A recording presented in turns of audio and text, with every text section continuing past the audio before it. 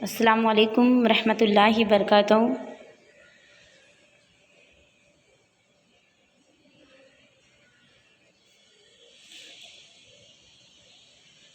Sociology کے session میں آپ سبھی عزیز طلباء کا استقبال ہے۔ امید ہے آپ سب خیریت سے ہوں گے۔ چیپٹر نمبر 6 بھارت کے بنیادی سماجی ادارے، جس میں ہمارا ٹاپک ہے آج کا خاندان کی قسمیں۔ پچھلے سیشن میں ہم نے خاندان یعنی کیا، خاندان کے معنی، اس کی تعریف اور خاندان کی خصوصیت کے متعلق فہمائش حاصل کی تھی۔ آج کا ہمارا ٹاپک ہے خاندان کی قسمیں۔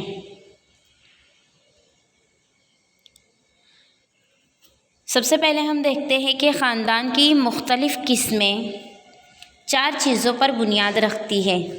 سب سے پہلے نسل، دوسرا اختیار، تیسرا مقام اور چوتھا رہائش۔ ان 4 کی بنیاد پر ہم خاندان کی قسموں کو الگ الگ کر سکتے ہیں۔ آپ کو 4 چیزیں یاد رکھنی ہیں: نسل، اختیار، مقام اور رہائش۔ یہ خاندان کی بنیاد ہے، جس کی بنیاد پر ہم خاندان کی قسمیں دیکھتے ہیں۔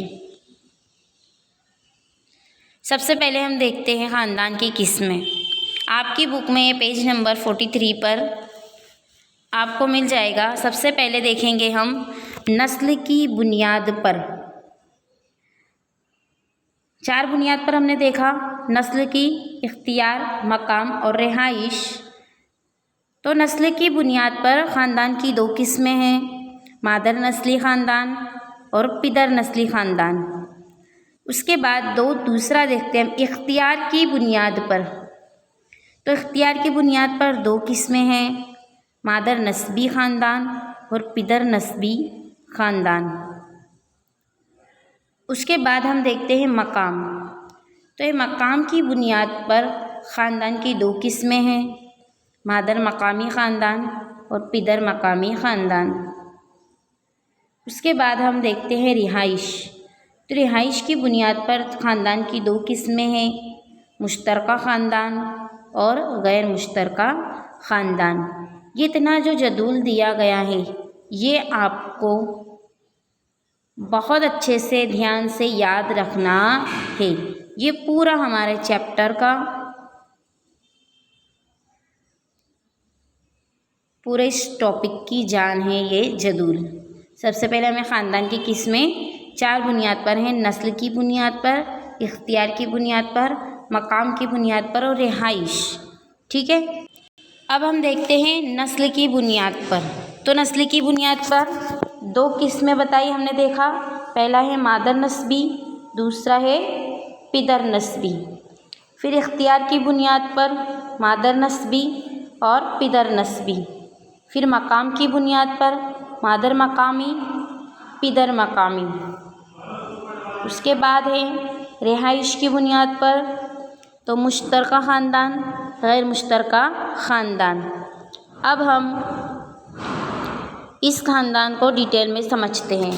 سب سے پہلے نسل کی بنیاد پر 2 قسمیں بتائی گئی: مادر نسلی اور پدر نسلی، جس میں سے ہم مادر نسلی کے متعلق دیکھتے ہیں۔ اس قسم کے خاندان میں نسل کا تعین ماں کی طرف سے کیا جاتا ہے۔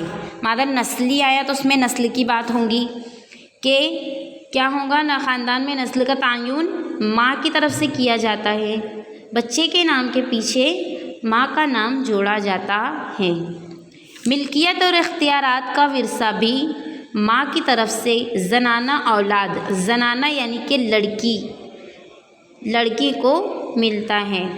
مذہبی رسوم میں بھی عورتوں کے ذریعے ہی انجام پاتی ہے۔ یہ ہوا ہمارا مادر نسلی۔ کیا یاد رکھنا ہے کہ نسل کا تعین ماں کی طرف سے ہوتا ہے، بچے کے نام کے پیچھے ماں کا نام جوڑا جاتا ہے، ملکیت اولاد کے روپ میں لڑکی کو ملتی ہے۔ اتنی چیزیں ہمیں مادر نسلی میں یاد رکھنی ہے۔ اس کے بعد دوسری قسم ہے पिदर नस्ली यानी ऋतुवंशी। तो इस किस्म में क्या होता है, बिल्कुल मादर नस्ली के अपोजिट होगा। इस किस्म के ख़ानदान में नस्ल का तयन बाप की तरफ से होता है। बच्चे के नाम के पीछे बाप का नाम लगाया जाता है। मिल्कियत और इख्तियारात नरीना औलाद यानी कि लड़के को मिलता है। मजहबी रसूम नरीना औलाद के ज़रिए अंजाम पाती है। मादर नस्ली ख़ानदान का बिल्कुल अपोजिट होगा पिदर नस्ली ख़ानदान। हर चीज़ सेम टू सेम होंगी, सिर्फ उसमें माँ के ज़रिए और इधर बाप के ज़रिए। तो कोई एक अगर ख़ानदान हम याद रखते हैं तो उसके बदले में हमें दो ख़ानदान के मुतालिक चीज़ें याद हो जाएंगी। अब आता है हमारा इख्तियार की बुनियाद पर दो किस्में बताई गई थी, मादर नस्बी और पिदर नस्बी, जिसमें हम मादर नस्बी के मुतालिक देखते हैं। मादर नस्बी जिस ख़ानदान में माँ का इख्तियार आला हो या माँ को ही ख़ानदान का असल माना जाता हो, वो मादर नस्बी ख़ानदान के नाम से जाना जाता है, जिसमें औरतें आम तौर पर आला मकाम पर होती हैं। समाजी, माशी, सियासी मैदानों में औरतों का ही गलबा रहता है। मादर नस्बी ख़ानदान ज़्यादातर मादर नस्ली और मादर मकामी ख़ानदान होता है। ऐसे ख़ानदानों में औलाद की नस्ल का तयन माँ से होता है।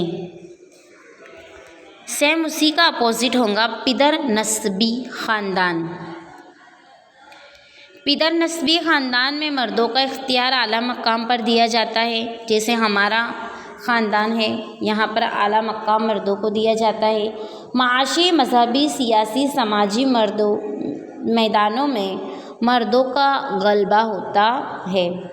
पिदर नस्बी ख़ानदान ज़्यादातर पिदर नस्ली और पिदर मकामी ख़ानदान की तरह होते हैं। उसी के साथ साथ हम देखते हैं मकाम के रिहाइशी ख़ानदान की दो किस्में। मकाम की बुनियाद पर मादर मकामी और पिदर मकामी। तो मादर मकामी ख़ानदान में देखते हैं हम, इस किस्म के ख़ानदान में औरतें माँ की विरासत होती है। शादी के बाद माँ के साथ माँ के ख़ानदान में ही रहती है। शादी के बाद उसके शौहर बीवी के ख़ानदान में आकर उसको रहना पड़ता है। ख़ानदान के तमाम फ़ैसलों में औरत की ही तरजीह दी जाती है। मादर मकामी, मकाम से यानी कि रहने की जगह।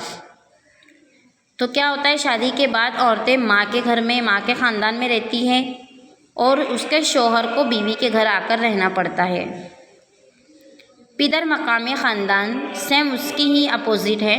इस किस्म के ख़ानदान में औरतें माँ की विरासत नहीं होती, बल्कि नरीना औलाद यानी लड़का बाप की विरासत बनता है। शादी के बाद औरत अपने शौहर के घर जाकर रहती है। जैसे हमारे यहाँ पर होता है, हमारे समाज में होता है कि शादी के बाद औरतें अपने शौहर के ख़ानदान में जाकर रहती हैं। ख़ानदान का तमाम काम नरीना औलाद यानी लड़के को अहमियत दी जाती है।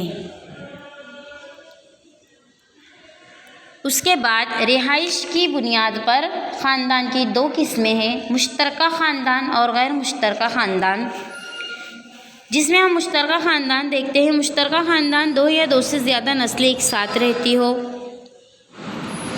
एक ही रिहाइश गाह में रहती हो, एक ही बावर्ची खाने में खाना बनता हो, ऐसा ख़ानदान मुश्तरका ख़ानदान कहलाता है। जहाँ पर अपने बुज़ुर्ग, बाप, दादा, चाचा वगैरह तमाम पूरा ख़ानदान एक साथ में रहता हो। ख़ानदान की मिल्कियत मुश्तरका होती है। ख़ानदान का निज़ाम घर के बुज़ुर्ग जो होते हैं माँ या बाप के ज़रिए चलता है। मुश्तरका ख़ानदान में ख़ानदान के बुज़ुर्ग के इख्तियारात होते हैं, उनके फ़ैसले तमाम अफराद को कबूल करने पड़ते हैं। इस किस्म के ख़ानदान में बूढ़ी, बेवा, माज़ूर और कमज़ोर अफराद को समाजी सलामती हासिल होती है। उसके बाद देखते हैं हम गैर मुश्तरका ख़ानदान। गैर मुश्तरका ख़ानदान वसाअत के लिहाज से छोटा होता है। इस किस्म के ख़ानदान में शौहर और बीवी और उनकी गैर शादीशुदा औलाद का शुमार होता है, जिसमें اس قسم کے خاندان میں اختیار اہم ذمہ دار فرد کے ہاتھوں میں ہوتا ہے۔ فیصلہ سب کی مرضی سے لیے جاتے ہیں، انفرادی فیصلے کو ہی اہمیت دی جاتی ہے، اسی لیے خاندان میں کوئی کسی قسم کی مخالفت نہیں کرتا۔ غیر مشترکہ خاندان میں عورتیں اور بچوں کو آزادی ملنے کی وجہ سے وہ انفرادی ترقی کے موقع ملتے ہیں۔ اس کے علاوہ آج کے دور میں بھی ایک ماں ایک باپ اور والے خاندان میں ہی نظر آتے ہیں۔ 2011 کی مردم شماری کے مطابق مشترکہ خاندان کے تناسب میں 19%، غیر مشترکہ خاندان کا تناسب 81% پایا گیا ہے۔ جنوبی بھارت کی ریاستوں میں مشترکہ خاندان کا تناسب صرف 10% پایا گیا ہے، یعنی کہ مشترکہ خاندان سے زیادہ آج کے دور میں غیر مشترکہ خاندان کو اہمیت دی جاتی ہے۔